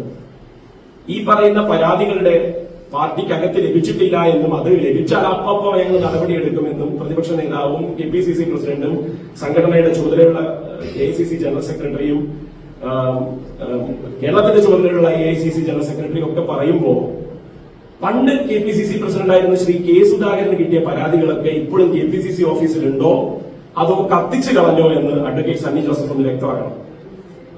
ഈ മാന്യദേഹത്തെ പറ്റി പലപ്പോഴായി 3 വർഷക്കാലത്തിനിടയിൽ KPCC പ്രസിഡന്റായിരുന്ന ശ്രീ K സുധാകരന് ലഭിച്ച പരാതികൾ സാധാരണഗതിയിൽ ഒരു പരാതിയാണെങ്കിലും ഒരു ഓഫീസിന്റെ ഫംഗ്ഷനിങ് ആണെങ്കിലും ഹാൻഡിംഗ് ഓവർ എന്ന് പറഞ്ഞ മിനിറ്റ്സ് ബുക്ക് കൈമാറാന്ന് പറഞ്ഞ കോൺഗ്രസിന്റെ ചടങ്ങ് എന്താണെന്ന് വെച്ചാൽ അന്ന് കടയിൽ പോയിട്ട് വരിടാത്ത ഒരു 100 പേജിന്റെ നോട്ട് വാങ്ങിയിട്ട് മിനിറ്റ്സ് ബുക്ക് എഴുതി കൈമാറലാണ്. യഥാർത്ഥത്തിൽ മിനിറ്റ്സ് ബുക്ക് കൈമാറാന്ന് പറഞ്ഞു കഴിഞ്ഞാൽ ഒരു പാർട്ടിയുടെ ഒരു സംഘടനയുടെ പ്രവർത്തനങ്ങൾ കഴിഞ്ഞ കാലങ്ങളിൽ എന്തായിരുന്നു അത് രേഖപ്പെടുത്തിയ മിനിറ്റ്സ് ബുക്ക് വരുന്ന ഒരാൾക്ക് സഹായമാകുന്ന വിധം മുന്നോട്ട് കൊണ്ടുപോകുന്നതിന് വേണ്ടിയുള്ള സാഹചര്യങ്ങളാണ്. പക്ഷെ അതിന് താല്പര്യമില്ല, പകരം പുതിയൊരു പുസ്തകം വാങ്ങി കൊടുക്കലാണ്. ഈ മിനിറ്റ്സ് ബുക്ക് ഒക്കെ അവിടെ ഉണ്ടോ? മിനിറ്റ്സ് ബുക്ക് മാത്രമല്ല പഴയ ഫയലുകൾ അവിടെ ഉണ്ടോ? ശ്രീ K സുധാകരന് കിട്ടിയ പരാതികൾ ഇപ്പോഴും KPCC ഓഫീസിലുണ്ടോ എന്ന് ബഹുമാനപ്പെട്ട ഇപ്പോഴത്തെ KPCC പ്രസിഡന്റ് ഒന്ന് അന്വേഷിച്ച് നോക്കുന്നതും വളരെ നല്ലതായിരിക്കും എന്നുള്ളതാണ് എനിക്ക് സൂചിപ്പിക്കാനുള്ളത്. അപ്പൊ ഇതിന്റെയൊക്കെ അടിസ്ഥാനത്തിൽ ഇന്ത്യയിലെ നിയമവ്യവസ്ഥയിൽ എന്തൊക്കെയാണ് ഇനി നമുക്ക് മുന്നോട്ട് പോകാനുള്ള വഴികൾ എന്നുള്ളതാണ് ഒരുപക്ഷെ ഇരയാക്കപ്പെട്ട പെൺകുട്ടികളും ആലോചിച്ചുകൊണ്ടിരിക്കുന്നുണ്ടാവുക, അവരോടൊപ്പം നിൽക്കേണ്ടുന്ന പൊതുസമൂഹവും ആലോചിച്ചുകൊണ്ടിരിക്കുന്നത്. പാർട്ടിക്കകത്ത് തന്നെ ഉണ്ടായ ചില കാര്യങ്ങളെ പറ്റി കൂടി കോൺഗ്രസുകാരുടെ ധാരണയിലേക്ക് പൊതുസമൂഹത്തിന്റെ ധാരണയിലേക്കുമായിട്ട് സൂചനകളായിട്ട് തരികയാണ്. കോൺഗ്രസിന്റെ ഒരു അധ്യാപക സംഘടനയുണ്ട് KPSTA. ആ KPSTA വനിതാ അധ്യാപകർ ഈ മാന്യദേഹത്തിനെതിരെ പരാതി കൊടുത്തിട്ടുണ്ടോ? ട്രാൻസ്ജെൻഡർ കോൺഗ്രസ് എന്ന് പറയുന്ന ഒരു സംഘടനയുണ്ട്. വളരെ കൃത്യമായി പാർശ്വവയ്ക്കപ്പെടുന്ന തേർഡ് ജെൻഡർ എന്നുള്ള രീതിയിലേക്കൊക്കെ മാറ്റി നിർത്തപ്പെടുന്ന ആളുകളെ മുഖ്യധാരയിലേക്ക് കൊണ്ടുവരാൻ ഉത്തരവാദിത്തപ്പെട്ട രാഷ്ട്രീയ പ്രസ്ഥാനങ്ങളിൽ ഇത് കോൺഗ്രസ് ഏറ്റെടുത്തിരിക്കുന്ന ഒരു വിഭാഗമാണ് ട്രാൻസ്ജെൻഡർ കോൺഗ്രസ്. ആ ട്രാൻസ്ജെൻഡർ കോൺഗ്രസുമായി ബന്ധപ്പെട്ട ആളുകൾ എത്ര തവണ എത്ര പേരോട് പരാതി പറഞ്ഞിട്ടുണ്ട്. ഒരു MP-യുടെ കഴിഞ്ഞ ടേമിൽ MP ആയിരുന്ന ഒരാളുടെ കുടുംബത്തിൽ തന്നെ ഇത്തരത്തിൽ ഏതെങ്കിലും പരാതികൾ ഉയർന്നിട്ടുണ്ടോ? ഇതൊക്കെ മാറ്റിവെച്ചാലും ഈ മാന്യദേഹത്തിന്റെ JNU കാലഘട്ടത്തിൽ ഡൽഹിയിൽ സംഭവിച്ചതുമായി ബന്ധപ്പെട്ടിട്ടുള്ള പരാതികൾ, ഡൽഹിയിൽ ലഭിച്ച പരാതികൾ എന്താണ് ചെയ്തത്, അതൊക്കെ കിട്ടിയിട്ടില്ല എന്ന് ഇപ്പോഴും സമർത്ഥിച്ചു നിൽക്കാനാണോ താല്പര്യം? കാരണം ഇതൊക്കെ പുറത്തേക്ക് വരും. അഹങ്കാരത്തിന്റെ ആൾരൂപമായി മാറിക്കൊണ്ടിരിക്കുന്ന ഒരു യുവ നേതാവ് എന്ന് വിളിക്കാൻ പറ്റില്ല. ആ വ്യക്തി ഇപ്പോഴും പറഞ്ഞുകൊണ്ടിരിക്കുന്നതിനെയൊക്കെ ഇതിനിരയായി പോകേണ്ടി വന്നവരൊക്കെ കേട്ടു നിൽക്കുകയും അവരതിനെതിരെ പ്രതികരിക്കുകയും ചെയ്യുന്നതിന്റെയൊക്കെയാണ് നമ്മളിപ്പോ കണ്ടിരിക്കുന്ന അത്രയും എപ്പിസോഡുകൾ. ഇനി കാണാനിരിക്കുന്ന എപ്പിസോഡുകളിൽ JNU കാലഘട്ടം മുതൽ ഇങ്ങോട്ടേക്കുള്ളത് പരിശോധിക്കപ്പെടേണ്ടി വരും. അതിനപ്പുറം കേരളത്തിലെ യൂത്ത് കോൺഗ്രസ്, മഹിളാ കോൺഗ്രസ്, KSU പ്രവർത്തകർ, KSU വനിതാ പ്രവർത്തകർ, യൂത്ത് കോൺഗ്രസ് വനിതാ പ്രവർത്തകർ, അവരൊക്കെ പരാതിപ്പെട്ടിട്ട് ആ പരാതികൾക്കൊക്കെ എന്ത് സംഭവിച്ചു? ഇനി പരാതിപ്പെടാൻ സ്വന്തം പ്രസ്ഥാനത്തെ ഇനിയും പൊതുമധ്യത്തിൽ അത് വലിച്ചടിച്ച് ചർച്ചയാക്കി വെറുതെ വഷളാക്കണ്ട എന്നുള്ള ധാരണയിലാണ് നിങ്ങൾ ഓരോരുത്തരും ഇരിക്കുന്നത് എങ്കിൽ നിങ്ങളുടെ ആ മൗനമാണ് ഈ പറയുന്ന ആളുകൾക്ക് കോൺഗ്രസ് എന്നുള്ള ലേബലിൽ നേരത്തെ പറഞ്ഞ പോലെ എല്ലാവരെയും എല്ലായ്പ്പോഴും പൊട്ടന്മാരാക്കി തുടരാൻ കഴിയുമെന്നും അധികാരത്തിന്റെ ചവിട്ടുപടികളായിട്ട് അണികളെ ഉപയോഗപ്പെടുത്താൻ ഏറ്റവും എളുപ്പത്തിൽ സാധിക്കുന്ന പ്രസ്ഥാനമാണ് എന്നും ഉള്ള ധൈര്യം നൽകുന്നത്. നിങ്ങൾ പ്രതികരിക്കുമ്പോൾ ആ പ്രതികരണത്തിന്റെ ആദ്യ പ്രതികരണത്തിൽ തന്നെ ചില നടപടികൾ എടുക്കാൻ ആ പാർട്ടിയിൽ ആരെങ്കിലും ഉത്തരവാദിത്തപ്പെട്ട ഒരാളെങ്കിലും എന്തായാലും ഉണ്ടാകുമല്ലോ. അത്രമാത്രം തകർന്നു പോയിട്ടൊന്നുമില്ല. അതിന്റെ ഉൾപാർട്ടി ജനാധിപത്യം എന്ന് വിശ്വസിക്കാനാണ് എനിക്കിപ്പോഴും ഇഷ്ടം. ഏറ്റവും ഗുരുതരമായ കാര്യം എന്ന് ആലോചിച്ച് നോക്കൂ. ഇന്ത്യയിലും കേരളത്തിലും ഏറ്റവും പ്രധാനപ്പെട്ട നിർണായക രാഷ്ട്രീയ സംഭവവികാസങ്ങൾ നടക്കുന്ന സമയത്ത് അപ്രധാനം എന്ന് കേരളത്തിൽ തോന്നിപ്പിക്കുന്ന വിധം എന്നാൽ മാധ്യമങ്ങൾ എല്ലാവരും കൈകാര്യം ചെയ്യുന്നതിന്റെ പ്രാധാന്യത്തിലേക്ക് ഉയർന്ന ഒരു വിഷയത്തിലാണ് നമ്മുടെ ശ്രദ്ധയൊക്കെ. വോട്ടർ പട്ടികയുമായി ബന്ധപ്പെട്ട ക്രമക്കേട്, അതിൽ തന്നെ ബീഹാറിൽ നടക്കാൻ പോകുന്ന ഇലക്ഷനുമായി ബന്ധപ്പെട്ട നീക്കം ചെയ്ത ആളുകളുടെ പേരുകൾ, ആ ഡിസെൻഫ്രാഞ്ചൈസ്മെന്റുമായി ബന്ധപ്പെട്ടുള്ള വിഷയങ്ങൾ, എന്തിനേറെ പറയും ഇന്നലെ പാർലമെന്റിൽ അവതരിപ്പിക്കപ്പെട്ട ബില്ലുമായി ബന്ധപ്പെട്ട് ഒരു മാസത്തിലേറെ 31 ദിവസം കഴിഞ്ഞാൽ 32ാമത്തെ ദിവസം മന്ത്രിമാർ മുതൽ പ്രധാനമന്ത്രി എന്ന് വെറുതെ പേര് എഴുതി ചേർത്തുകൊണ്ട് ജയിലിൽ കിടക്കേണ്ടി വന്നു കഴിഞ്ഞാൽ അവരെ അയോഗ്യരാക്കാൻ, തലസ്ഥാനത്ത് നിന്ന് നീക്കാൻ, പ്രത്യേകിച്ച് അവർ രാജിവെക്കേണ്ട ആവശ്യമില്ല, രാജിവെച്ചതായി കണക്കാക്കുമെന്ന് കേട്ടുകേൾവി പോലും ഇല്ലാത്തൊരു നിയമം കൊണ്ടുവരുന്നു. ഇത്തരമൊക്കെ സാഹചര്യങ്ങൾ ചർച്ച ചെയ്യേണ്ട, സംഘപരിവാരത്തിനെതിരെ വ്യക്തമായ രാഷ്ട്രീയം കേരളത്തിൽ നിന്നടക്കം ഉയർത്തിക്കൊണ്ടുവരേണ്ട സാഹചര്യത്തിൽ നിർഭാഗ്യവശാൽ നമുക്ക് ചർച്ച ചെയ്യേണ്ടി വരുന്ന ഈ വിഷയമാണ്. പക്ഷേ ഒരിക്കലും ഈ വിഷയം ഒരു ചെറിയ വിഷയവുമല്ല. കാരണം കൃത്യമായ രാഷ്ട്രീയത്തിൽ ഇടപെടാൻ അറിയാത്ത ആളുകളെ കൊണ്ട് പ്രതിപക്ഷം ഉണ്ടാക്കാൻ സാധിക്കുകയില്ല എന്ന് വീണ്ടും വീണ്ടും തെളിയിച്ച കോൺഗ്രസിന്റെ പരാജയം തന്നെയാണ് കേരളത്തിൽ ഇതിലൂടെ വ്യക്തമാകുന്നത്. കേരളം ഇന്ന് ഡിജിറ്റൽ സമ്പൂർണ്ണ സാക്ഷരത കൈവരിച്ച ഒരു ദിവസം കൂടിയാണ്. ആ കേരളത്തിലാണ് ഡിജിറ്റൽ തെളിവുകൾ ഇല്ലാതെയാക്കി കളയാം എന്നൊക്കെ വിചാരിച്ചുകൊണ്ടിരിക്കുന്ന 105 വയസ്സായ അപ്പൂപ്പനും 102 വയസ്സായ അമ്മൂമ്മയും ഒക്കെ എങ്ങനെയാണ് ഫോൺ ഉപയോഗിക്കേണ്ടത് എന്ന് വളരെ സന്തോഷത്തോടുകൂടി കാണിച്ചു തരുമ്പോഴാണ് ഈ മാന്യദേഹം അദ്ദേഹത്തിന്റെ ചാറ്റുകളോ അദ്ദേഹത്തിന്റേതായിട്ടുള്ള സന്ദേശങ്ങളോ അദ്ദേഹം ഡിലീറ്റ് ഫോർ ഓൾ കൊടുത്താലും അപ്പുറത്തുനിന്ന് ഡിലീറ്റ് ചെയ്യിപ്പിച്ചാൽ അത് മാഞ്ഞു പോകുമെന്ന് വിചാരിച്ചത്. അപ്പൊ മെസ്സഞ്ചറിൽ നിന്ന് ചാറ്റുകൾ റിട്രീവ് ചെയ്യാൻ, വാട്സാപ്പിൽ നിന്ന് ചാറ്റുകൾ റിട്രീവ് ചെയ്യാൻ, ഇനി ജിപേയിലും ഫോൺ പേയിലും ഒക്കെ ചാറ്റുകൾ ഉണ്ടോ എന്ന് എനിക്കറിയില്ല, ഇതിനൊക്കെ റിട്രീവ് ചെയ്യാനുള്ള ടെക്നോളജി ഉണ്ട്. ആ ടെക്നോളജി കേരളത്തിന്റെ സമ്പൂർണ്ണ ഡിജിറ്റൽ സാക്ഷരത ഇന്ന് ഉദ്ഘോഷിക്കപ്പെടുന്ന ദിവസമാണ് ഓഗസ്റ്റ് 21. ആ ദിവസം തന്നെ അതുമായി ബന്ധപ്പെട്ട ഈ ക്രൈങ്ങളുമായി ബന്ധപ്പെട്ട ഒരു കേസ് പുറത്തേക്ക് വന്നതിലും കേരളത്തിന്റെ പൊതുസമൂഹത്തിന് അഭിമാനിക്കാം. കാരണം ഇനി ഇങ്ങനെ ഒരാൾ സംഭവിച്ചു പോകരുത്. അറിഞ്ഞോ അറിയാതെയോ ഇനി ഇങ്ങനെ ഒരാൾ കേരളത്തിന്റെ രാഷ്ട്രീയ പരിസരങ്ങളിൽ കൂടിയെങ്കിലും എത്തി നോക്കുക പോലും ചെയ്യരുത്. കാരണം അതിന് നമ്മൾ കൊടുക്കേണ്ടി വരുന്ന വില, പാലക്കാട് കൊടുത്തുകൊണ്ടിരിക്കുന്ന വില, അത് ഒരുപക്ഷെ ജനാധിപത്യത്തിൽ വോട്ടിന്റെ വില മനസ്സിലാക്കി കൊടുക്കുന്നതിനും അത് മനസ്സിലാക്കി എടുക്കുന്നതിനും നമുക്കൊക്കെ കിട്ടുന്ന രണ്ടാമത്തെ ഒരു അവസരം കൂടിയാണ് എന്നുള്ളതും കൂടി ഈ അവസരത്തിൽ സൂചിപ്പിക്കാൻ ആഗ്രഹിക്കുകയാണ്. ഈ മാന്യദേഹം ആർക്കോ പാരിതോഷികം നൽകാമെന്നൊക്കെ ഏതോ ഒരു സർക്കാർ ഉദ്യോഗസ്ഥന്, അദ്ദേഹത്തിന്റെ സർക്കാർ ഉദ്യോഗസ്ഥൻ എന്നുള്ള രീതിയിലുള്ള ഡ്യൂട്ടി ചെയ്യുന്ന, കൃത്യനിർവഹണം നടത്തുന്നത് തടസ്സപ്പെടുത്തുന്ന രീതിയിൽ അധികാര സ്ഥാനത്തെത്തിയാൽ നിനക്കുള്ള പാരിതോഷികം ഞാൻ വെച്ചിട്ടുണ്ടെന്ന് പറയുമ്പോൾ താങ്കൾക്കുള്ള പാരിതോഷികം കേരള പൊതുസമൂഹം കരുതിയിട്ടുണ്ടായിരുന്നെന്ന് താങ്കൾ മറന്നുപോയി. കാരണം അഹങ്കരിക്കുകയല്ല വേണ്ടത്. ഓരോ ഉത്തരവാദിത്തങ്ങളും ആരെങ്കിലും ഒക്കെ നമ്മളെ ഏൽപ്പിക്കും. അത് ജനങ്ങളാവാം, പാർട്ടിക്കകത്താവാം. വിനയം ആയിരിക്കണം ഒരു പൊതുപ്രവർത്തകന്റെ ഏറ്റവും വലിയ അലങ്കാരം എന്ന് പഠിപ്പിച്ച് ഒരുപാട് നേതാക്കളുള്ള പ്രസ്ഥാനം തന്നെയാണ് കോൺഗ്രസ്. അതിന് തർക്കമില്ല. പക്ഷേ ഗതികേടിന്റെ പേരായി കോൺഗ്രസ് മാറുന്നു, തെമ്മാടിക്കൂട്ടമായി ആ പാർട്ടി മാറുന്നു. ഒരു rogue party, rogue state, rogue nation എന്നൊക്കെയാണ് അമേരിക്ക തെമ്മാടി രാഷ്ട്രങ്ങളെ വിളിക്കുക. അതുപോലെ തന്നെ ഒരു റോഗ് പാർട്ടിയായി കോൺഗ്രസിന്, യൂത്ത് കോൺഗ്രസ് അതപ്പതിക്കാൻ ഇനിയും മനസ്സിലായെങ്കിൽ അതിന്റെ ഉള്ളിൽ ഇത്തരം ശുദ്ധികലശങ്ങൾ നടത്തേണ്ടി വരും. അപ്പൊ അതുകൊണ്ട് എന്റെ ചോദ്യം ഞാൻ നേരത്തെ സൂചിപ്പിച്ചതുപോലെ ബഹുമാനപ്പെട്ട പാലക്കാടിന്റെ മുൻ MLA-യും ഇപ്പോഴത്തെ വടകരയുടെ MP-യുമായിട്ടുള്ള ശ്രീ ഷാഫി പറമ്പിലും ശ്രീ VD സതീശൻ, കേരളത്തിന്റെ ബഹുമാനപ്പെട്ട ഇപ്പോഴത്തെ പ്രതിപക്ഷ നേതാവ് ശ്രീ VD സതീശനും ഈ പറയുന്ന മാലിന്യവും തമ്മിലുള്ള കൂട്ടുകച്ചവടം പൊട്ടിയോ അതോ വിജയിച്ചോ അത് കേരളത്തിലെ ജനങ്ങൾക്ക് അറിയാൻ താല്പര്യമുണ്ട്. നിങ്ങളുടെ കൂട്ടുകച്ചവടം, നിങ്ങളുടെ ആ കൂട്ടുകൃഷി ലാഭമായിരുന്നോ അതോ നഷ്ടമായിരുന്നോ? നഷ്ടം ഒരാൾ മാത്രം സഹിച്ചാൽ മതി എന്നുള്ളതാണോ നിങ്ങളുടെ ബിസിനസ്സിലെ നിങ്ങൾ തമ്മിലുണ്ടായിരുന്ന ധാരണ? ഇതൊക്കെ ഞങ്ങളൊക്കെ അറിയാൻ താല്പര്യമുണ്ട്. അതോ ഈ ബിസിനസ്സിൽ നിങ്ങൾ പങ്കാളികളല്ല എന്ന് പൊതുസമൂഹത്തോട് പറയാനാണോ ആഗ്രഹിക്കുന്നത്? അങ്ങനെയാണ് നിങ്ങൾ ആഗ്രഹിക്കുന്നത് എങ്കിൽ നിങ്ങളുടെ കൈകളിലേക്ക് പരാതികൾ വന്നിട്ടില്ല എന്ന് ആവർത്തിച്ച് ക്യാമറയ്ക്ക് മുന്നിൽ കള്ളം പറയാൻ ഒരു മടിയുമില്ലാത്ത മനുഷ്യനായിട്ട് പോലും 10 മണിക്ക് വെച്ച പത്രസമ്മേളനം മാറ്റാനും 11 മണി വരെ കള്ളം എങ്ങനെയാണ് പ്രിപ്പയർ ചെയ്ത് പരിശീലിച്ച് വീണ്ടും വീണ്ടും ക്യാമറ മുമ്പിൽ പറയേണ്ടത് എന്നുള്ളതിന് സമയമെടുക്കേണ്ടി വന്നു കേരളത്തിന്റെ അനിശ്ചിതനായ പ്രതിപക്ഷ നേതാവിനെ. എങ്കിൽ ആ പാർട്ടി ചെന്നുവിട്ടിരിക്കുന്ന ഗുരുതരമായ സ്ഥിതിവിശേഷം നമുക്ക് ഊഹിക്കാവുന്നതിനും അപ്പുറമാണ്. പഞ്ചായത്ത് ഇലക്ഷൻ വരികയാണ്, നിയമസഭാ ഇലക്ഷൻ വരികയാണ്. ഏതോ ഒരാളെ കൊണ്ട് എന്തൊക്കെയോ പറയിപ്പിച്ചു എന്ന പറയാൻ ധൈര്യം കാണിച്ച പെൺകുട്ടിയോട് പോലും അവമതിപ്പോടുകൂടി പറയുന്ന സൈബർ വെട്ടുകിളിക്കൂട്ടം ഞാൻ സത്യം പറഞ്ഞാൽ അഭിമാനിക്കുകയാണ്. CPM-ന്റെ സൈബർ അണികൾ ഒരു 8-10 മാസത്തിലേറെയായി എത്ര ഗൗരവത്തോടു കൂടിയാണ് രാഷ്ട്രീയത്തെ വീണ്ടും വീണ്ടും അഡ്രസ് ചെയ്യുന്നത്. അവിടെ തരംതാണുകൊണ്ടിരിക്കുന്നത്. പക്ഷെ അപ്പോഴും മാധ്യമങ്ങൾ ചർച്ചയാക്കില്ല. ഞാൻ നേരത്തെ പറഞ്ഞ പ്രിവിലേജിന്റെ ഗുണമാണ്. എന്ത് തോന്നിവാസവും എഴുതിവിടുന്ന കോൺഗ്രസുകാരന് സൈബർ ഇടങ്ങളിൽ അതൊക്കെ ആകാമെന്ന് ഒരു മടിയുമില്ലാതെ പറഞ്ഞുകൊണ്ടിരിക്കുന്ന അത്തരം പ്രൊഫൈലുകൾക്ക് കൂച്ചുവിലങ്ങിടാൻ കേരളത്തിലെ സൈബർ പോലീസിംഗുമായി ബന്ധപ്പെട്ടിട്ടുള്ള കാര്യങ്ങളിലേക്കും കൂടി വളരെ കൃത്യമായി കടക്കേണ്ട ഒരു സാഹചര്യമാണ് എന്നുള്ളതാണ് മനസ്സിലാക്കുന്നത്. അപ്പൊ അതുകൊണ്ട് ഈ പറഞ്ഞ കാര്യങ്ങളിൽ വ്യക്തത വന്നാൽ കൂടുതൽ കാര്യങ്ങളുമായി നിങ്ങൾ വീണ്ടും കാണാം. ഇനി അല്ല വ്യക്തത ഇല്ല എന്നാണെങ്കിൽ ആ വ്യക്തത നിങ്ങളിലേക്ക് തരാനുള്ള ഒരു ശ്രമത്തിന്റെ ഭാഗമായി ഞാൻ വീണ്ടും നിങ്ങളെ കാണാം എന്നുള്ളതാണ് എനിക്കിപ്പോ സൂചിപ്പിക്കാനുള്ളത്. പ്രത്യേകിച്ച് വേറെ കാര്യങ്ങൾ ഇനിയിപ്പോ പറയാൻ ഉണ്ടെന്ന് തോന്നുന്നില്ല. എന്തെങ്കിലും ചോദ്യങ്ങളുണ്ടെങ്കിൽ അതിന് ഉത്തരങ്ങൾ ഇവിടെ കവർ ചെയ്യും. ഇതിലിപ്പോ താങ്കൾ പാർട്ടി വിടുന്ന കോൺഗ്രസ് വിടുന്ന സമയത്ത് രാഹുൽ കൂട്ടത്തിനെതിരെ രൂക്ഷമായ വിമർശനം ഷാഫി പറമ്പിലിനെതിരെയൊക്കെ ഉന്നയിച്ചിരുന്നു. അന്ന് ഈ വിഷയം ഉന്നയിച്ചത് താങ്കൾക്ക് അതിനെ കുറിച്ച് അറിയായിട്ടാണോ അതോ ബോധപൂർവ്വം അങ്ങനെ പറയാതിരിക്കുകയാണോ? ഉന്നയിച്ച പെൺകുട്ടികളെ ഇപ്പൊ നിങ്ങൾ എന്താ ചെയ്യുന്നത്? സൈബർ കോൺഗ്രസ് പ്രൊഫൈലുകൾ എന്താ ചെയ്യുന്നത്? പെൺകുട്ടികളെ എന്താ ചെയ്യുന്നത്? വേട്ടയാടല്ലേ ചെയ്യുന്നത്? അപ്പോ ഞാൻ എന്താ മറുപടി പറയേണ്ടത്? ഞാൻ എന്തൊക്കെ ഉന്നയിച്ചിട്ടുണ്ടാകാം പാർട്ടിക്കകത്ത്? ഏതൊക്കെ തരത്തിലായിരിക്കാം അതിന്റെ ചർച്ചകളുടെ സാധ്യതകളും തെളിവുകളും നിരത്തിയിട്ടുണ്ടാവുക? നിങ്ങൾ ഡൽഹിയിലുള്ള പല ആളുകൾക്കും അറിയുന്ന പല തെളിവുകളും അവരുടെ കയ്യിൽ അതൊക്കെ എപ്പോഴും ഉണ്ടാവും. നിങ്ങളുടെ തന്നെ ബ്യൂറോകളുടെ ഡൽഹി ബ്യൂറോകളുമായിട്ട് നിങ്ങളൊന്ന് കറസ്പോണ്ട് ചെയ്താൽ മതി. കിട്ടും.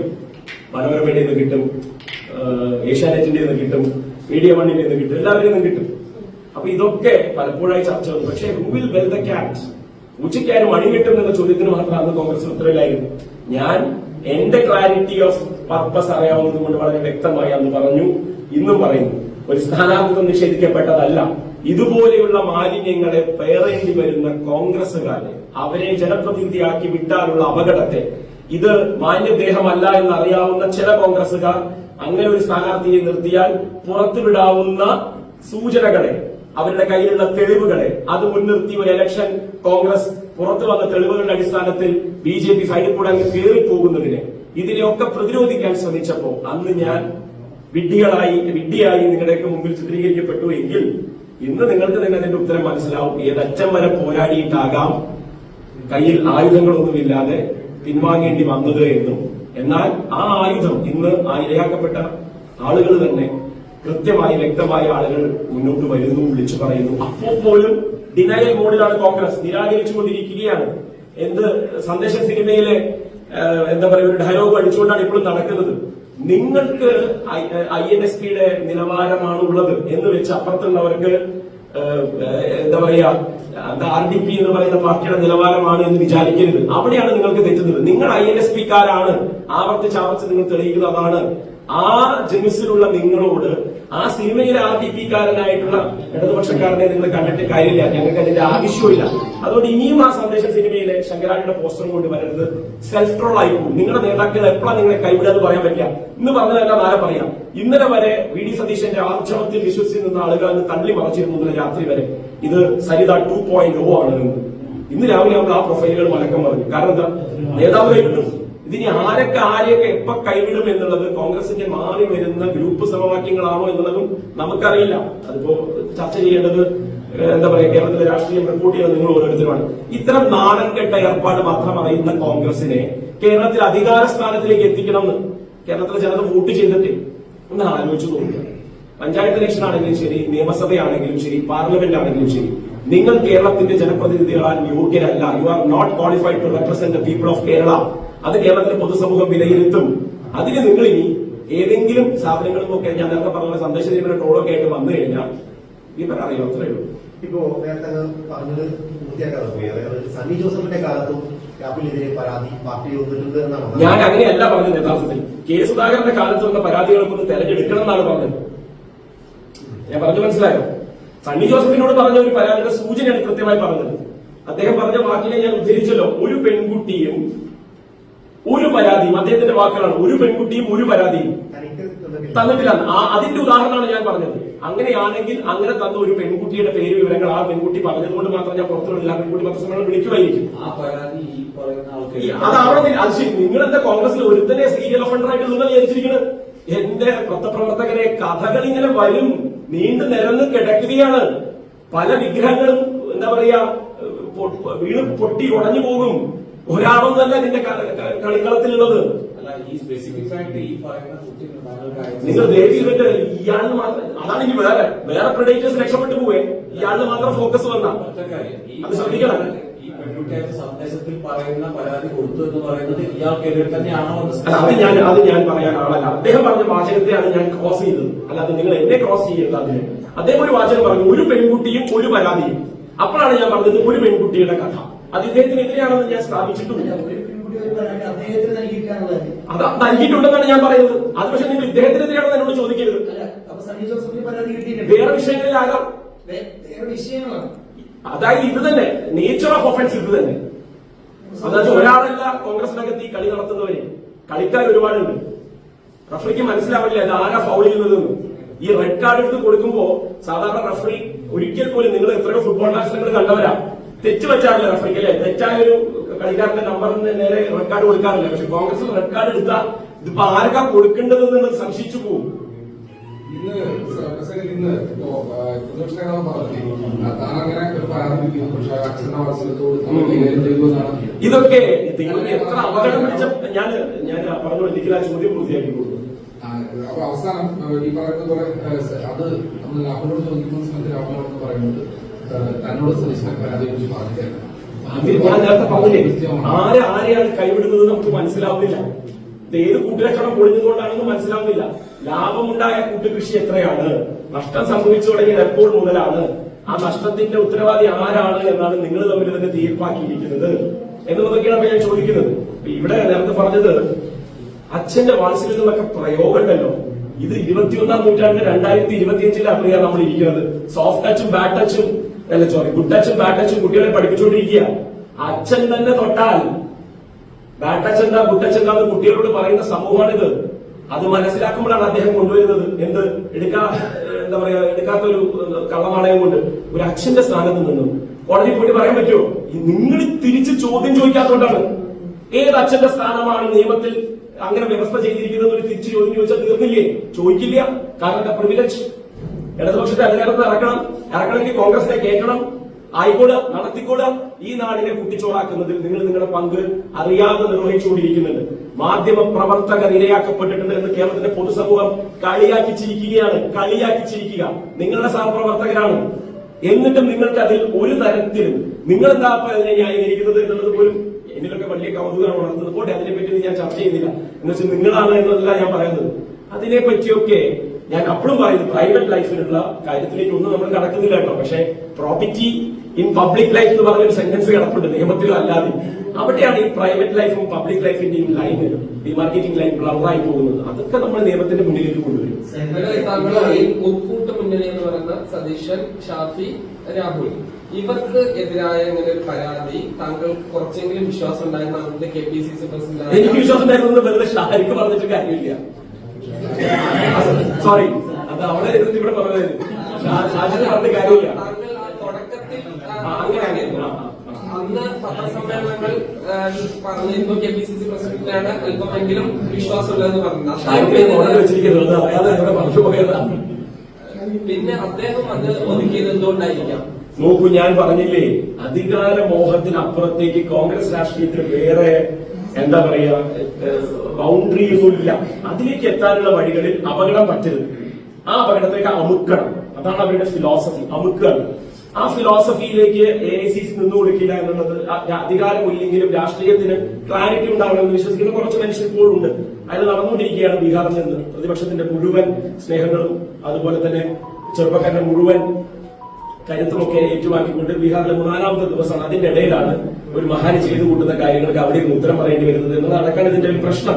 അതുകൊണ്ട് ഇവിടുത്തെ കോൺഗ്രസിന് ഈ അധികാരത്തിനപ്പുറത്തേക്കുള്ള താല്പര്യങ്ങളില്ല. അതുകൊണ്ട് നമുക്ക് മുക്കേണ്ടത് മുക്കും. എന്നിട്ട് ഈ അണികളെ കൊണ്ട് ഏറ്റുപാടാൻ പറയും. ഞാൻ പറഞ്ഞില്ലേ, കോൺഗ്രസിന്റെ അണികൾ കോൺഗ്രസിന്റെ ശാപമായി മാറിക്കൊണ്ടിരിക്കുന്ന വളരെ ഒരു വിധിവൈപരീത്യത്തിലാണ് കോൺഗ്രസ് എത്തിപ്പെട്ടിരിക്കുന്നത്. കോൺഗ്രസിന്റെ അണികൾ പഴയ കോൺഗ്രസിന്റെ അണികളായാൽ, ചോദ്യം ചെയ്യേണ്ടതിനെ ചോദിക്കാൻ പഠിച്ചാൽ, എതിർക്കേണ്ടതിനെ എതിർക്കാൻ, അതിൽ ജനാധിപത്യ വിശാലമായ ജനാധിപത്യമുള്ള പാർട്ടി എന്നാണ് പറയുന്നത്. ആ ജനാധിപത്യ ബോധത്തെ ഡെമോൺസ്ട്രേറ്റ് ചെയ്യണം. ആ ഡെമോൺസ്ട്രേറ്റ് ചെയ്യാനുള്ള അവസരമാണ് വന്നിരിക്കുന്നത്. വേണമെങ്കിൽ ഉപയോഗപ്പെടുത്താം.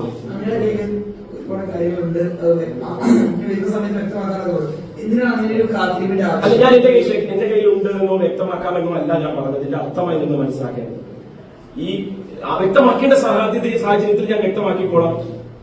ഈ കുട്ടികളുടെ ഞാൻ നേരത്തെ പറഞ്ഞ കേസിലെ ആ കുട്ടിയുടെ പേരെന്താ ഞാൻ പറയാൻ, ആ കുട്ടിയുടെ ആ പേര് പറയാൻ എനിക്ക് അനുവാദം തന്നിട്ടില്ല. ഈ വിഷയം പറയാനുള്ള അനുവാദം എനിക്ക് തന്നിട്ടുണ്ട്.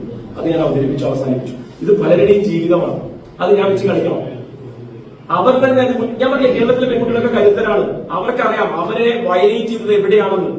അവരുടെ പേഴ്സണൽ സ്പേസിനെ ആരെങ്കിലും വയലേറ്റ് ചെയ്തിട്ടുണ്ടെങ്കിൽ അത് ചോദ്യം ചെയ്യാൻ ആർജവമുള്ള പെൺകുട്ടികളാണ്. സർക്കംസ്റ്റാൻസസ് ആയിരിക്കാം അവരെ പിടിച്ചു നിർത്തുന്നത്. അതൊക്കെ ഇപ്പൊ തീർന്നല്ലോ. ഇനി ഒരു ഭയത്തിന്റെ ഒരു ആവശ്യം ആർക്കും ഉണ്ടാവില്ലല്ലോ. അതൊക്കെ പുറത്തേക്ക് വന്നു. പക്ഷെ അപ്പോഴും ഞാൻ നേരത്തെ പറഞ്ഞത്, ഇയാളെ പ്രൊട്ടക്ട് ചെയ്ത് നിർത്തിയവരെ രക്ഷപ്പെട്ടു പോകരുത്. അവർ തേച്ചു മാച്ച് കളയാൻ ശ്രമിച്ച എവിഡൻസുകൾ MTP ആക്ടിന്റെ പരിധിയിൽ വരുന്ന മെഡിക്കൽ ടെർമിനേഷൻ ഓഫ് പ്രഗ്നൻസി എന്ന് വെച്ചാൽ അബോർഷൻ എന്ന് നമ്മൾ പറയും, അതിന്റെ പരിധിയിൽ വരുന്ന നിയമത്തിന്റെ അടിസ്ഥാനത്തിൽ പ്രിസ്ക്രിപ്ഷൻ എഴുതിയ ഡോക്ടർ അടക്കം ആശുപത്രി അടക്കം അതിന് കുറ്റക്കാരായി മാറാൻ സാധ്യതയുള്ള തെളിവുകളൊക്കെ കിട്ടേണ്ട സമയത്ത് കിട്ടേണ്ട പോലെ കിട്ടും. അതൊക്കെ കേരളത്തിന്റെ പൊതുസമൂഹത്തിലേക്ക് ചർച്ചയാകണമെങ്കിൽ അതാക്കുകയും ചെയ്യാം. പക്ഷേ അവിടെ വിൽഫുൾ ആയിട്ട് ഒരാൾ വന്ന് പറയാതെ, പേരെഴുതിയ പരാതി വരാതെ, ഈ പറയുന്ന ആൾക്കെതിരെ നിയമം കൊണ്ടുപിടിക്കുന്ന സാധ്യത ഇല്ലാത്തതുകൊണ്ടാണ് ഞാൻ എന്റെ പത്രസമ്മേളനം അയാൾക്കെതിരെ ഒന്നും പറയാത്തത്.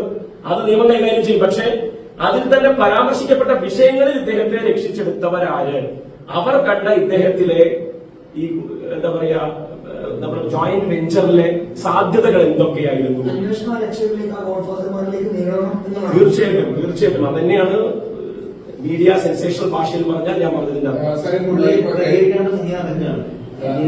ഡൽഹിയിൽ നിങ്ങൾ എന്താ പറയുന്നത്? 21-ാം തീയതി വരെ സഭയിൽ സമ്മേളനം നടക്കില്ലേ? അദ്ദേഹത്തിന്റെ 3.5 മിനിറ്റുള്ള റീലിന് വേണ്ടി കേരളത്തിലെ കോൺഗ്രസുകാർ ദാഹിച്ചിരിക്കുകയല്ലേ? അദ്ദേഹത്തിന്റെ സ്ഫുടം ചെയ്ത ഇംഗ്ലീഷിന് വേണ്ടി അവരെ നിരാശപ്പെടുത്തരുത്. ആ റീൽ അദ്ദേഹം ഇട്ട് കഴിഞ്ഞ് അദ്ദേഹം ഇവിടെ വന്ന് ചിലപ്പോൾ പ്രതികരിക്കുകയില്ലേ? വളരെ മനസ്സിലായില്ലേ? ഒരു പാർലമെന്റ് സമ്മേളനത്തിൽ 3.5 മിനിറ്റിന്റെ ഒരു ഇംഗ്ലീഷ് റീൽ, അതാണ് അതിന്റെ വ്യൂസും റീച്ചുമാണ് അദ്ദേഹത്തിന്റെ പാലക്കാട്ടേക്ക് തിരിച്ച് ലാൻഡ് ചെയ്യാനുള്ള ആ സാധ്യതയെ പറ്റി നിങ്ങൾ എന്തൊന്നും ചോദിക്കാത്തത്? ഇനി അദ്ദേഹത്തിന്റെ ഗുണതന്ത്രമാണോ എന്ന്? അദ്ദേഹത്തിന് തിരിച്ച് പാലക്കാട്ടേക്ക് വരണ്ടേ? അപ്പൊ ഇവിടുന്ന് ഒരാളെ ഔട്ടാക്കണ്ടേ? അതും കൂടി നിങ്ങൾ ചോദിക്കണം. ആരോട്? എന്നോട് ചോദിക്കരുത്, കോൺഗ്രസ്സുകാരോട് ചോദിക്കണം. ഞാൻ കരുതുന്നതല്ല, കോൺഗ്രസ്സുകാരോട് ചോദിക്കണമെന്നേ. ഇവിടെ കോൺഗ്രസിന് ഉത്തരവാദിത്തപ്പെട്ട DCC ഞാൻ പറഞ്ഞിട്ടുണ്ട്. DCC ഞാൻ ഇടതുപക്ഷത്തിന്റെ CPM-ന്റെ ഒരു ഉറച്ച പ്രവർത്തകനാണ്. എന്റെ സെക്രട്ടറി ഇന്ന് പ്രതികരിച്ചിട്ടുണ്ട്. ഇന്ന് രാവിലെ DCC പ്രസിഡന്റ് പ്രതികരിച്ചോ? സ്ഥലത്തിന്റെ MP ഒന്നും അറിയില്ല പോലെ കോൺഗ്രസുകാർക്ക് അറിയാം. പക്ഷേ ആ പന്തല്ല ഞാൻ തട്ടിയത്, തെറ്റിദ്ധരിക്കുന്നു. ഞാൻ തട്ടിയ പന്ത് ഞാൻ തന്നെ തേപ്പിച്ച തുകലോട്ട് ഉണ്ടാക്കിയതാ. ആ ലെതറിന് നല്ല ക്വാളിറ്റി ഉണ്ടായിരുന്നു. മനസ്സിലായില്ലേ? ഈ പന്ത് തട്ടാൻ എന്നെ കിട്ടൂല. അത് തട്ടി കളിക്കുന്നവർ തട്ടി കളിച്ചോട്ടെ. ചില ശബ്ദങ്ങളൊക്കെ വളരെ ബോൾഡായിട്ട് വന്നിട്ടുണ്ട്. ഡോക്ടർ ജിൻഡോ ജോൺ പറഞ്ഞിട്ടുണ്ട്, പറയേണ്ട പോലെ മിടുക്കനാ.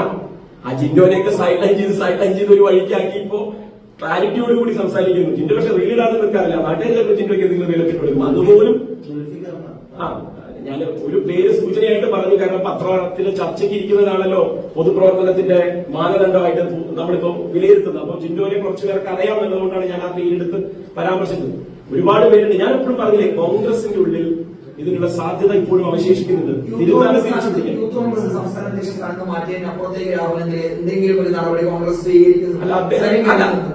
കോൺഗ്രസ് സ്വീകരിക്കേണ്ട, കോൺഗ്രസിന് സ്വീകരിക്കാതെ കോൺഗ്രസ് സ്വീകരിച്ചാൽ മതി. നിലനിൽക്കണമെങ്കിൽ ഇവിടെ നിയമമുണ്ടല്ലോ, അത് നടപ്പാക്കാനുള്ള വഴികളുണ്ടല്ലോ, അതിന്റെ സാധ്യതകൾ ഉപയോഗപ്പെടുത്തണമല്ലോ. ഇന്നിപ്പോ വന്ന പരാതിയെ പറ്റി ഞാൻ പറഞ്ഞല്ലോ.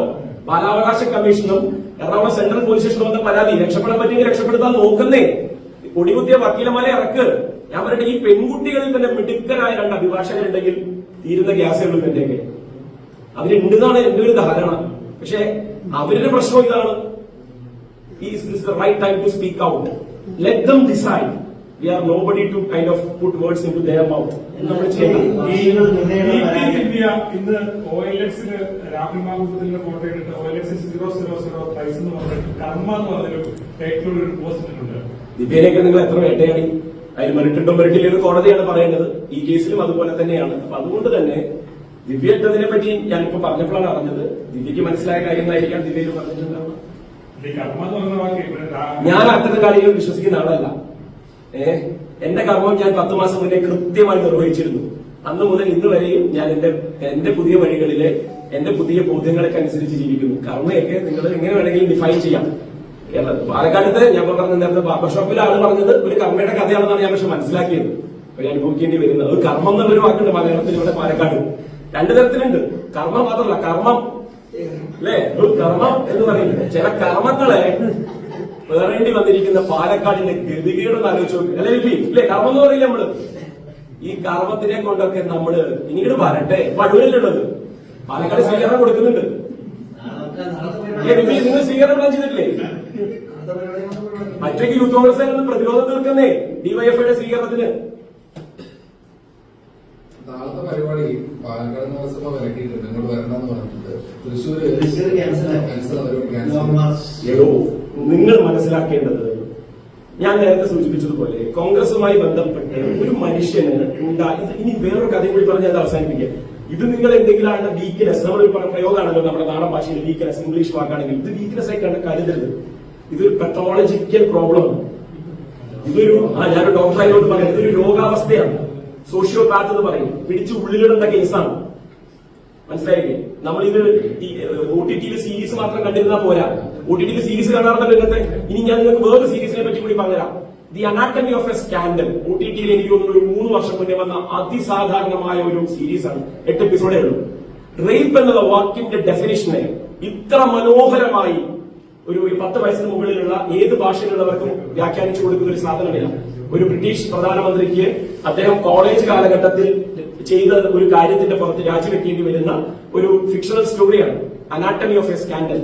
റേപ്പ് എന്നുള്ളതിൽ എന്താണ്, കൺസെന്റ് എന്നുള്ളതിൽ എന്താണ്, വയലേഷൻ ഓഫ് പേഴ്സണൽ സ്പേസ് എന്നുള്ളതിന് ഒക്കെ അതിമനോഹരമായ ഭാഷയിൽ തീർത്ത അനാട്ടമി ഓഫ് എ സ്കാൻഡൽ കണ്ടാൽ ഈ പറയുന്ന മാന്യദേഹം കെട്ടിത്തൂങ്ങി ചാവേണ്ടി വരും. ദൈവമേ, ഇതൊക്കെയാണ് ദൈവമെങ്കിൽ, ഇങ്ങനെയൊക്കെ ആയിരുന്നെങ്കിൽ ഞാൻ ചെയ്ത എന്തൊക്കെ ഇതിന്റെ പരിധിയിൽ പെടും എന്നുള്ളതായിരിക്കണം അദ്ദേഹം ഓർത്ത് വിവശനാകേണ്ടത്. ഞാൻ പറയാനുള്ളതൊക്കെ പറഞ്ഞതാണ് തോന്നുന്നത്. ബാക്കി നമുക്ക് വഴിയെ പറയാം. പെട്ടെന്നാവാം. അവസാനത്തെ ചോദ്യമാണ്. ഇത്രയേ ഉള്ളൂ. ഉമ്മൻചാണ്ടിയുടെ മനസ്സിലുണ്ടായിരുന്ന കാൻഡിഡേറ്റ് അങ്ങനെ ചോദിച്ചപ്പോ ഒരു കാര്യം കൂടി പറയാം. എന്റെ ചോദ്യം അവസാനിച്ചില്ല. ഉമ്മൻചാണ്ടിയുടെ മനസ്സിലുണ്ടായിരുന്ന കാൻഡിഡേറ്റ് തന്നെയായിരുന്നു ഈ പറയുന്നത് പോലെ സംസ്ഥാന പ്രസിഡന്റ്, സംസ്ഥാന പ്രസിഡന്റ്. അതല്ലേ ഞാൻ നേരത്തെ പറഞ്ഞു, എന്ത് മെറിറ്റാണെന്ന് ഞാൻ ചോദിച്ചാലേ. അതിന് വല്ല വ്യാജരേഖ നിർമ്മിച്ചിട്ടുണ്ട്? വ്യാജരേഖ ജനിച്ചപ്പോൾ കൊണ്ടുണ്ടെന്നാണ് എനിക്ക് തോന്നുന്നത്. ജനറൽ സർട്ടിഫിക്കറ്റ് മുതലേ കൊണ്ട് അതൊക്കെ പരിശോധിക്കപ്പെടട്ടെ. ഇവിടെ പറയാൻ വന്നത് കെ മുരളീധരന്റെ ഒരു വാക്കുകൂടി ഞാൻ കണ്ടെടുക്കാൻ ആഗ്രഹിക്കുകയാണ്. കരുണാകര ശാപം. കോൺഗ്രസ് വിശ്വസിക്കുന്ന ഒരു ശാപത്തിന്റെ ഒരു പേരാണ് കരുണാകര ശാപം. അപ്പൊ അത് ഉണ്ടെന്നാണ് എനിക്ക് തോന്നുന്നത്. അല്ലാതെ ഇപ്പൊ ഇതിലൊക്കെ അല്ലെ അതൊരു ചെറിയ ഇതായിട്ടെങ്കിലും തട്ടിയിട്ടുണ്ടാവും. മുരളീധരൻ തന്നെയാണ് വ്യക്തമാക്കേണ്ടത്. അങ്ങനെ ഒരു സാധനം ഉണ്ടോ, ഉണ്ടെങ്കിൽ ആ ശാപമായിരിക്കാം ഇതിലൊക്കെ കാരണം. ഞാൻ ശ്രദ്ധിച്ചില്ല. Thank you.